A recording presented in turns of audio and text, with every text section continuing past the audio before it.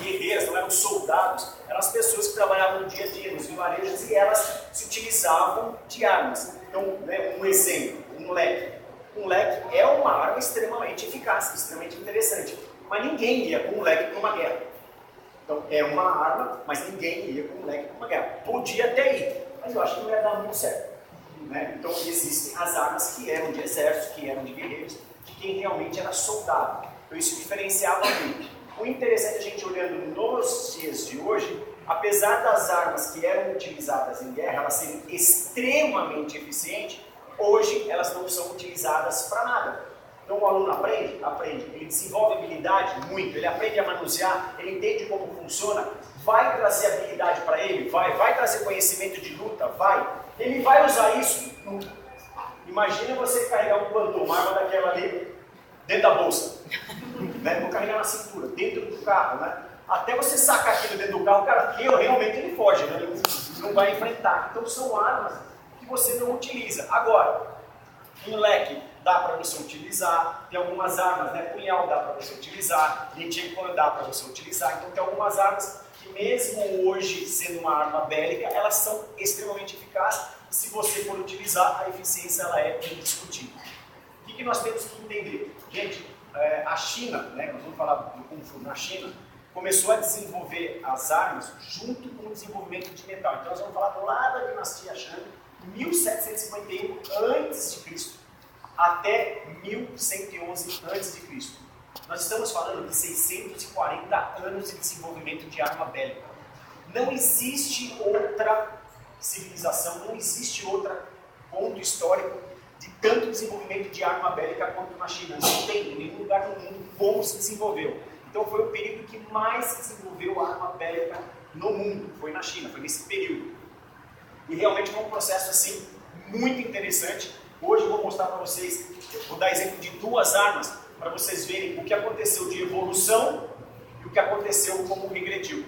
Né? Não regrediu só as armas, o próprio Kung Fu regrediu, né? Por questões de não necessitar mais das questões bélicas.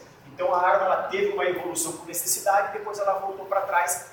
Hoje praticamente as armas que a gente tem lá são armas desportivas. O aluno ela tem uma noção, mas não seria uma arma que ela realmente utilizaria para a guerra. Então a gente vai ter uma noção a respeito disso. Toda a palestra vocês sabem como funciona, fiquem à vontade para vocês fazerem perguntas, porém, nós vamos aprofundar um pouquinho em 4 armas. As outras a gente vai passar para vocês, porque são armas que continuam no desenvolvimento, mais cedo ou mais tarde ele vai vivenciar alguma dessas armas, tá bom? Não dá para ter.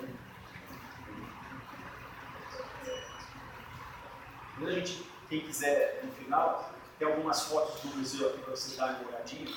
Vocês vão dar uma olhada. Então, turma, nós vamos falar de 4 armas, as principais: bastão, lança, facão e espada. A gente pode considerar essas 4 principais armas. Das 18 que a gente tem, que são as oficiais, das 400 que existem. Antes da gente entrar nessas 4 armas, termologia. Hoje eu vou evitar a termologia, porque aí, exatamente, vamos pegar um dia para falar de bastão. Um bastão dá uma palestra de 1 hora. Lança dá 2 horas de conversa. Espada reta dá 4 horas de conversa. Então todas as armas, elas dão muita conversa.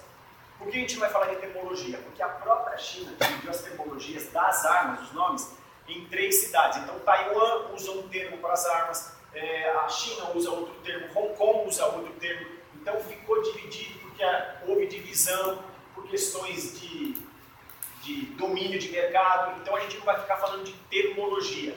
A termologia a gente usa mais para os faixas pretas, para eles terem uma noção mais básica. E por quê? A gente usa a termologia, que inclusive as termologias que eram usadas em campeonato, utilizando o que a Federação Internacional de Wushu utiliza. Porém, não é única. A gente utiliza mais esse termo porque é o que é mais conhecido, mais ouvido. Mas quem vai fazer pesquisa vai falar: poxa, mas o bastão tem outros termos? Tem outros termos. A lança é falada de outros termos? Até porque a gente vai estar falando de chinês, né, gente? Aí vai falar o quê? Vai falar em mandarim? Vai falar em cantonês? Vai falar em qual dialeto que existe na China, que são centenas de milhares. Então, hoje a gente vai evitar falar de dialeto, tá bom? Bom, antes de falar das 4 armas, vamos começar com uma. pessoal conhece. Nome dessa arma? Muito bom, muito chato. Na minha época era chato. Quem conhece como chato? Olha, bastante gente, ó. É o pessoal mais ou menos da minha idade, né? Chaco, o famoso Chaco, né? O Chaco, que é conhecido em chinês por Lien Jingquan. É uma arma articulada. Essa arma, ela foi utilizada pelos camponeses, né, para derrubar arroz, e depois ela foi utilizada para realmente os caras tirarem os invasores da terra. O que é interessante do Lien Jingquan, gente, que primeiro que é uma arma que ela saiu dos currículos. Por que ela saiu dos currículos? Essa arma, ela foi proibida em Hong Kong, principalmente em Hong Kong, que era carregado de gangues, carregado. Muitos dos nossos mestres chineses já fizeram parte de alguma gangue em Hong Kong. Era carregado de gangues, e o que eles faziam? Armas eficazes de se carregar. Lien Jingquan, já ouviram aquela faquinha que fica abrindo, a faca borboleta? Aquela faquinha, só que é muito interessante. Aquela faquinha, se ela tiver com aquela faquinha e eu tiver com o Lien Jingquan, o Lien Jingquan passa a ser mais eficiente do que aquela faquinha. Então era uma arma extremamente utilizada nas gangues, né, de Hong Kong e da China. Então essa arma, ela foi proibida na China, proibida em Hong Kong. Nós estamos falando da década de 60, 70, 80, foi proibido. Aí chegou ao ponto deles proibirem dentro das escolas de artes marciais, proibiram nos campeonatos, aí a coisa foi mornando e acabou. Caiu dos currículos. Então é uma arma que realmente se perdeu. O que hoje a gente faz é o que a maioria das escolas, o mestre Li faz isso, o mestre Chan faz isso, os grandes mestres de Kung Fu no Brasil, eles passam em forma de curso, que é o que nós também fazemos. Porém, seria muito interessante essa arma voltar para o currículo pela questão realmente da eficiência que ela traz. Então, só para vocês terem uma ideia, qual foi o final da eficiência do Lien Jingquan? O Lien Jingquan, ele é uma extensão do punho.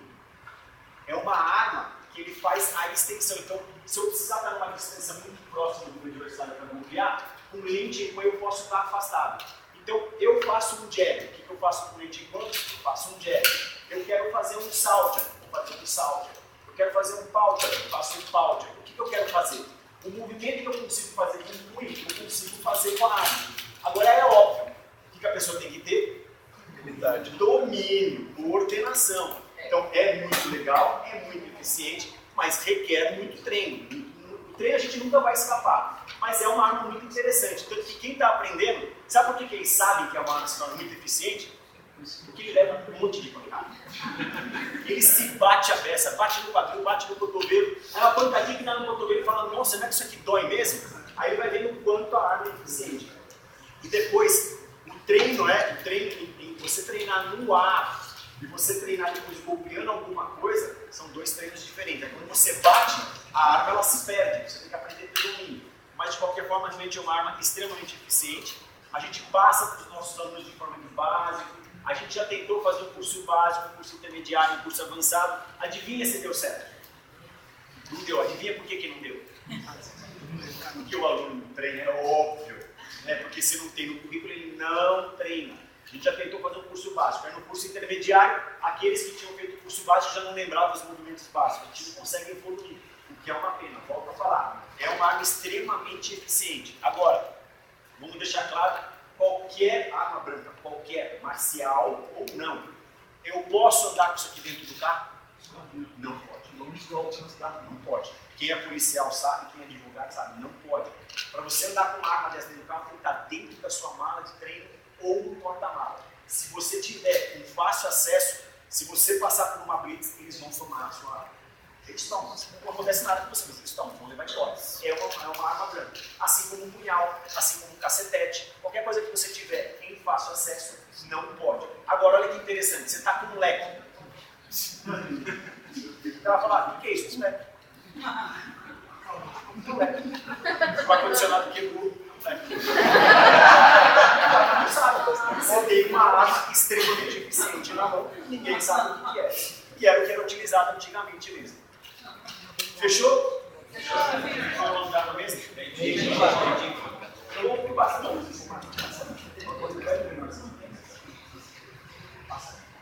Gente, aqui eu vou dando uma lida porque tem coisa que eu não quero deixar passar, tá? Que é importante. Muito bom. Bastão. O que que é uma das armas mais populares em qualquer arte marcial? Chinesa, japonesa, coreana. É uma das primeiras armas, se não é a primeira, em todas as artes marciais. Primeiro, a gente considera a arma do povão. Todo mundo tinha acesso, era fácil de adquirir. Você adquiria na rua, um pedaço de pau, é uma árvorezinha, e aliás, é uma árvorezinha, daqui a pouco a gente vai falar disso daí. Fácil acesso. Agora, isso é importante vocês saberem. Exatamente, é o bambu, ratã.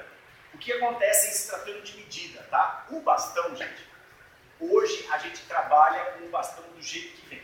Então, o bastão vem ali com a medida certinha, padronizada, 1,80, a gente não mexe, não deixa cortar. Agora, qual seria a medida correta? Para um praticante de norte, ó, são duas visões, tá? Para um praticante de norte, o bastão tem a medida da sobrancelha. Por quê? Porque a técnica de norte, Kung Fu é norte e sul. As técnicas de norte são muito mais complexas do que as técnicas de sul. Isso é o que dizem. Quem sabe Kung Fu de norte e de sul, não é bem assim, mas tudo bem, vamos levar esse padrão. Então, o bastão de um nortista, ela é a altura da sobrancelha. E outra coisa que eles falavam, um lutador mais forte, mais parrudo e menos habilidade, eles faziam com arma menor. Olha que engraçado. Em vez de o cara ser parrudo e trabalhar com arma maior, ele trabalhava com uma arma menor. E normalmente no sul é utilizado o bastão com um punho acima da cabeça. As armas de sul. Então, por exemplo, aqui eu vou olhar, um punho em cima. Tá vendo? É um punho acima. Por isso que a gente carrega essa média. Então a gente não altera, a gente não deixa o aluno serrar. Então, imagina assim, o Sasaki.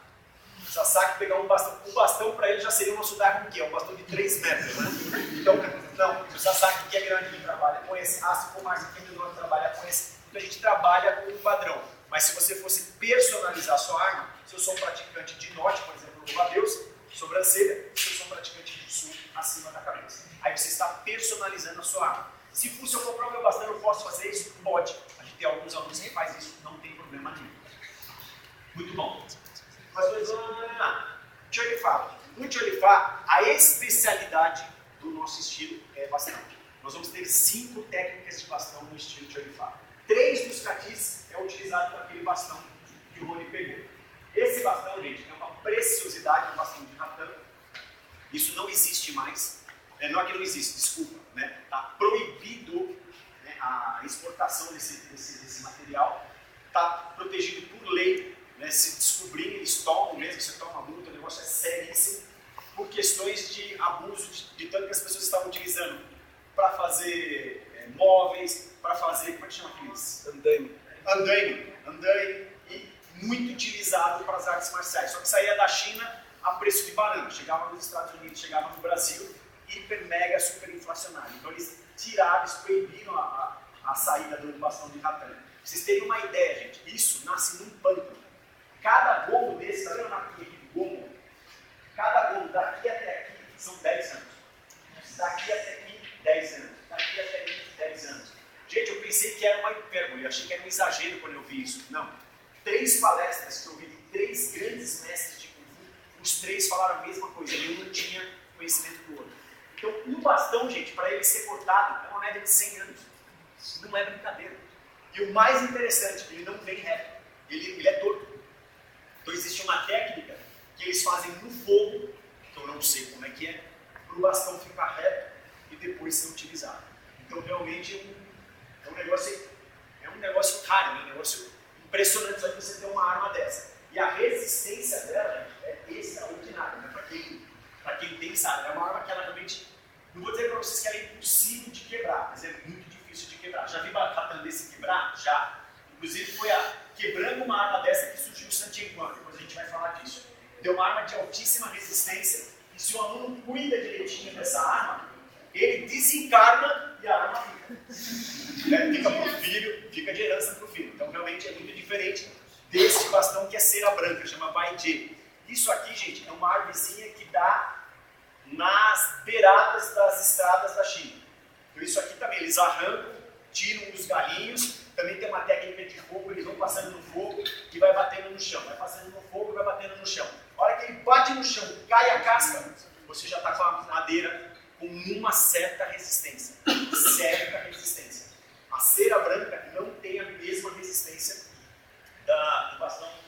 erros de Rakan. Mas é uma arma bem resistente, tanto que as lanças, elas são feitas de cera branca. Né? Por quê? Porque ela afina, é onde a gente coloca a lança. Depois houve a evolução, a gente vai falar das evoluções das armas, quando a gente chegar na lança. Então, bastão, nós estamos falando bastão de norte, sobrancelha, sul, e aí o Tioifá se utiliza de uma arma em média 2,30 metros, que é uma técnica específica, e a última arma que nós temos dentro do Tioifá de bastão é uma arma que nós tínhamos, mas era a arma que pertencia ao Ciclo Cláudio e levou para a academia dele, é um bastão de 3 metros de altura, extremamente interessante a técnica da arma, e muita gente fala, puxa, mas é uma arma que só é utilizada para longa distância. Não, ela tem as técnicas de curta, é uma técnica bem interessante, porém, não é para qualquer um, gente, porque só de você pegar o peso, né, da arma, ela é realmente extremamente pesada, você precisa estar afiadinho, e não é à toa que é a última arma dos bastões, é a última arma dentro do Tioifá. Então, o Tioifá a gente vai ter 3 técnicas com o bastão normal, uma que é com esse bastão de 2,30 metros e um cati com um bastão de 3 metros. No louva-a-Deus, a gente vai ter 3 catis com a mesma arma, que é a arma que supostamente é a arma que é a altura da sobrancelha ou o bastão padrão que a gente utiliza. Dentro do louva-a-Deus, a gente não tem bastão longo.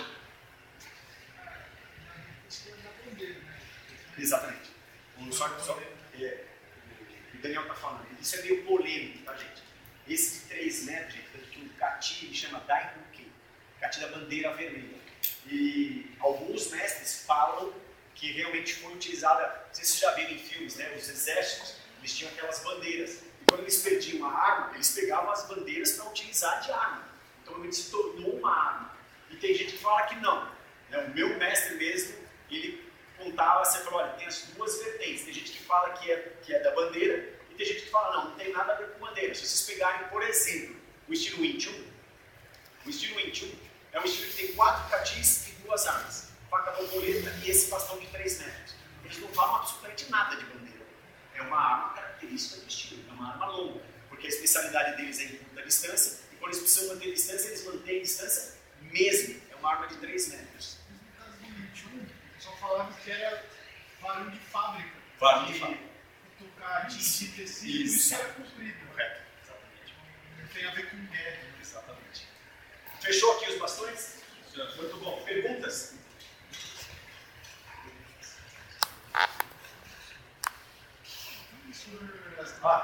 Aqui as características. Ó. Arma de simples manuseio.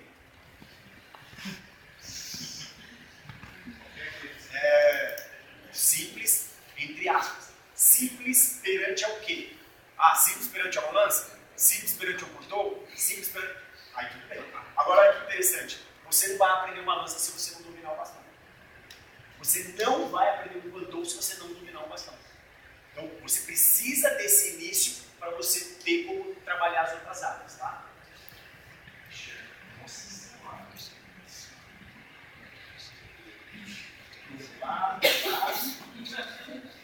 Os lados, isso que eu já falei. Poxa, estou ligeiro. Nossa. Nada? Não é nada? Mestre. Os bastões longos, eles são bem típicos realmente desse tipo de surdo, né? Assim, uma das histórias dos bastões de sul, dos bastões longos, é característico de sul e luta que acontecia em barcos. O pessoal muito em rio, para os caras não chegarem perto, então eles lutavam numa distância maior. Então é bem interessante, quando desenvolveu muitas armas longas. Né? Agora, segunda arma que a gente precisa dar um ênfase é a lança. Para quem não sabe, a lança é a rainha das armas. Então, o que é a rainha das armas? É rainha. Porque é até hoje considerado uma das armas mais complexas mais completas dentro da arte marcial chinesa e também uma das mais complexas. Então, realmente, uma pessoa para dominar lança são anos de treino. Como é que é colocado na China, nas escolas tradicionais de Kung Fu? Então, tem um mural assim, que eles colocam, né?